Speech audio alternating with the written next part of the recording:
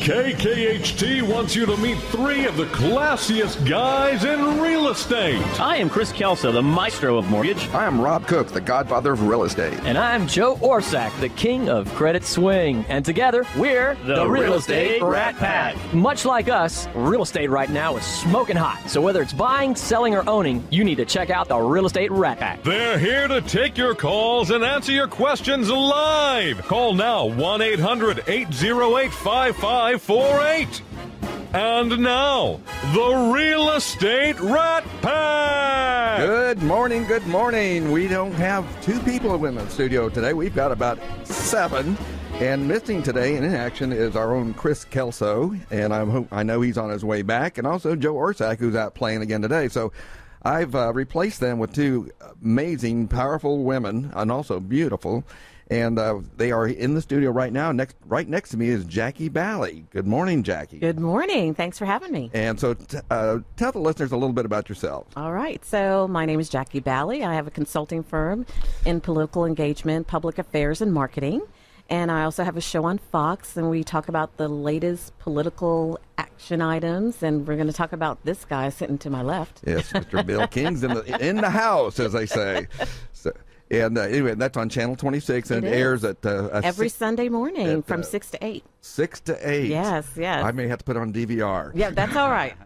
Anyway, and also sitting to the left of Mr. Bill King is our own from Berkshire Hathaway Home Services, Anderson Properties, our own Samantha Merritt. Welcome. Thank you for having me back. This is such an honor. Yes, well, you've always done such a great job, and I thought this would be a great opportunity to come meet our next mayor. Yes. So, anyway, yes. Tell us a little bit about yourself. Well, I'm a realtor, like you said, with Berkshire Hathaway Anderson Properties. My business is centric around investors and builders and urban development. So I'm very excited to talk to you. Yeah, well, a lot of things. The thing about cities, it's a lot about services, and when you're getting involved with urban development and new home construction, which you do. Yes. You get to deal with the city quite a bit. Oh, yes, I do. Yes, I do. I talk to them frequently. I know the ladies at the permit office. And so now we're going to have our new best friend who's going to help us all through that permitting process. We have mayoral candidate Bill King. Welcome to the show, Bill. Hey, good morning, Rob. Thanks for having me. Absolutely. We're very excited. This is a very different format from what we normally do because we usually are just cutting up and talking about real estate. But as I was telling Jacquie yesterday, everything that the city does impacts real estate. Everything Sure does. So tell us a little bit about your background, where you're from, what you do, how you got here, and then we're going to lead on into your campaign. Okay. Well, I was born and raised down in Kemah, and grew up down in that area. Went to Clear Creek High School. My father was union pipe fitter. Worked my way through the University of Houston. Went to law school at night. Go Cougs. And yeah, that was go Cougs. Yeah. And got out, and this is America's city of opportunity. I mean, there's these incredible opportunities every place in this town if you're willing to work hard and get a good education. And so the city's been great to me, but I'm concerned about the direction. So that's why I'm running for mayor. Well, we actually have a caller right now, and so if you put your headsets on, we can have to hear what he has to say. Chris, are you there? Chris. Well, did we lose our caller? You there? Oh. I got you now. You got me now. I got you now. So anyway, well, I hope you're having a good time, and I hope you're on your way back. I am on my way back. I'll be back in full force next week for everybody. Outstanding. Well, we miss you, and we're ready for you to be home. Anyway. Well, I'll tell you, I miss everybody as well, but you got a great show going on there today. Get Mr. King in the house, and the two beautiful ladies along with them. So I'm thinking. That sound you're hearing is your contract expiring. That was good. So, anyhow, I know you had a couple of questions for Bill, so fire away. Well, one of the things I think is pretty interesting, and I've always said this, and I'll ask this maybe and then hang up and let Bill continue to answer it, but. Bill, you wrote a book called Unapologetically Moderate, basically. And one of the things I've always said, I classify myself more as a Rockefeller Republican, which is an individual who is economically conservative but socially liberal. And I tell everybody all the time is one of the things that we have in Houston is probably one of the largest melting pots that we have in the United States. And I think it's very important to note that I don't think you can be extremely to one side or the other, whether it be a Democrat or Republican or completely independent, to be able to govern Houston. I think Houston is truly a melting pot that represents a lot of different aspects and both sides of the equation, and I do think there's some stuff that's going on in regards to the finances of Houston that need to be addressed. And so, I'd like to have you, when I hang up, maybe have you talk a little bit about what that means, and I think what that could represent for the Houston mayorship. So, yeah, I don't know that we have that much time to address all that, but I think we could probably touch on some of that. That's a great question. And that's actually how I came to know Bill King, because that's the first time I ever heard that term, unfunded pensions. And I go, wow. And then I started reading his articles and things like that. I go, this guy knows some stuff. Yeah, so, he does. And, again, I think I would describe myself as a, social Democrat and a conservative Republican as far as from fiscal standpoint. So I think that's how you pretty much approach things. Yeah, so I wrote a column one time that said that if you were more conservative in your views on finances and more progressive on your views on social issues, that you really don't have a political party in this country. I think we had like 100 letters to the editor of people that agreed with that. I frankly have gotten to the point where I hate to even use the words conservative or liberal, because they really don't mean anything anymore. And what I tried to do with the column was, you give me a policy issue, I'll go analyze it, I'll look at the facts, and I'll come back and tell you what my conclusion about is. Then you can put whatever kind of label on that opinion you want. But I just think putting these labels on things are not very useful, and it keeps us from really thinking seriously about the issues. And do you think the labels actually hurt us because people are trying to put us in this, corner us or pigeonhole us into either liberal or conservative, and you can't be anything different than that? I think it just makes us lazy. It just makes us not stop and think about the issues. I'm a conservative, so tell me what all the conservative positions are. I'm a liberal, so tell me what all the liberal.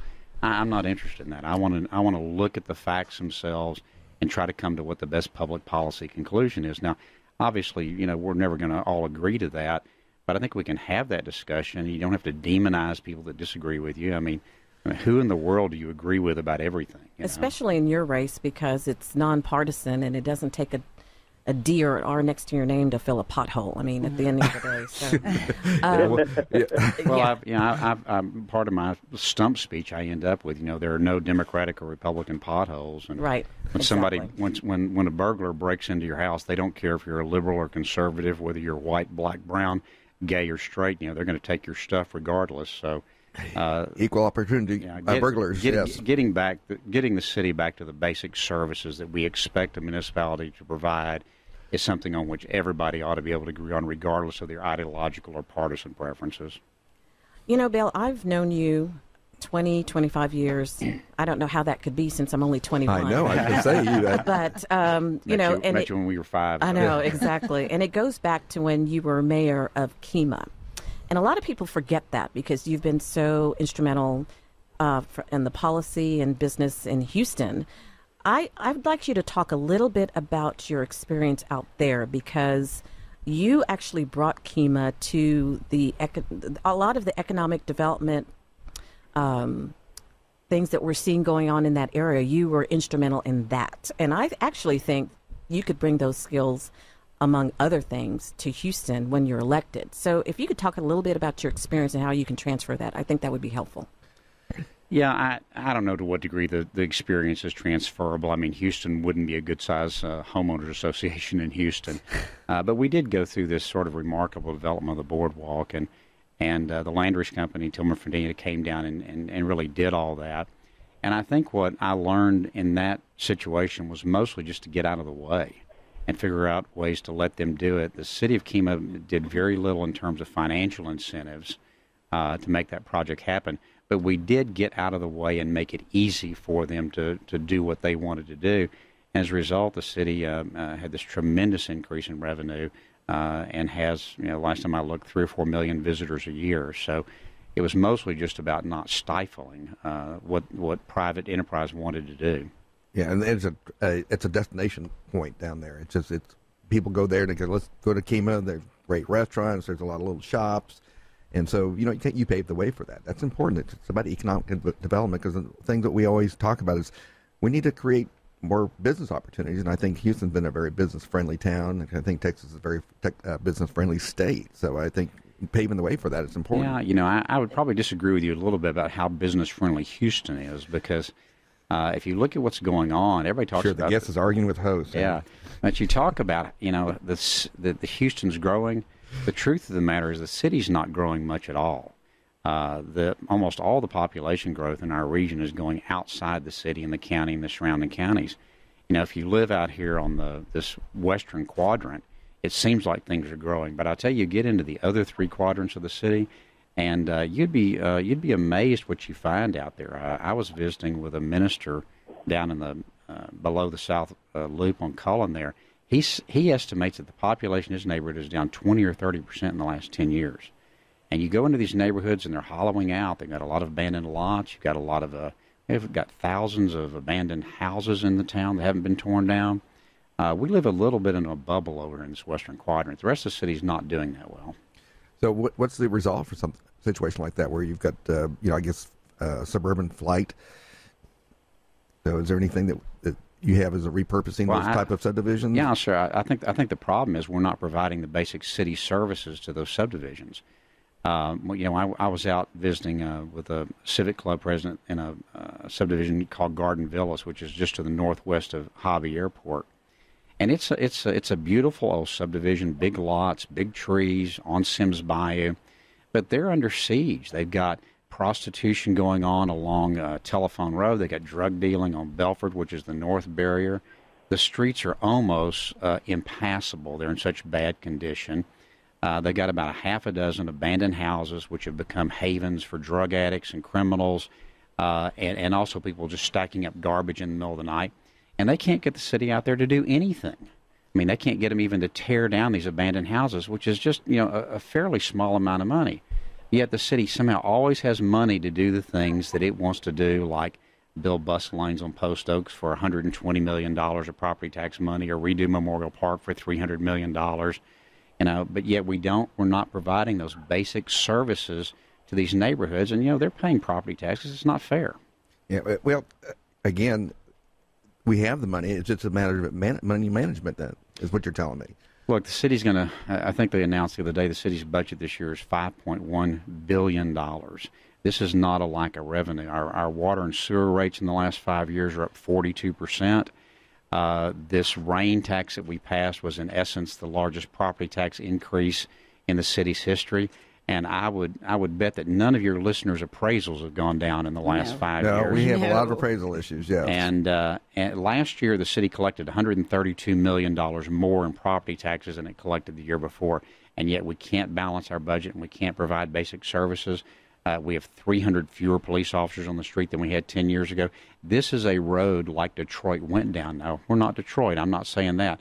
But these are choices that you make and the services you're going to provide or not provide. Now, we still have a good bond rating and we're paying our bills and we have revenues. So it really is a matter of getting city council and the new mayor coming in to reapportion where the money goes. Yeah, this is prioritizing what's important in the city. And then, of course, what you're telling me is, I think the first time I heard you do on a campaign trail was, most people want to talk about, potholes. And I guess that's because everybody can relate to them. I hit 2 coming up here today, and I think, Samantha, you hit a couple coming up. And the Jackie, infrastructure here is horrible. Yeah. I mean, and we do need to talk about potholes.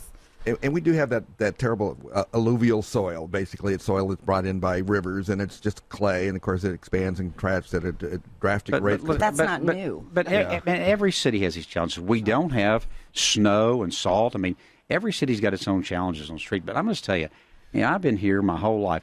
I've never seen our streets in as bad a condition as they are. It is an embarrassment. It's ridiculous. It looks like a third world country. I have a good friend who recruits over at the medical center, and he said they're having a hard time recruiting people because when they bring them in and drive them around town, it's such an embarrassment. So, when I hear that music in the background, that means we probably need to take a break and let our advertiser pay for the show. So we will be right back. Me's an old immovable object like me. You can bet as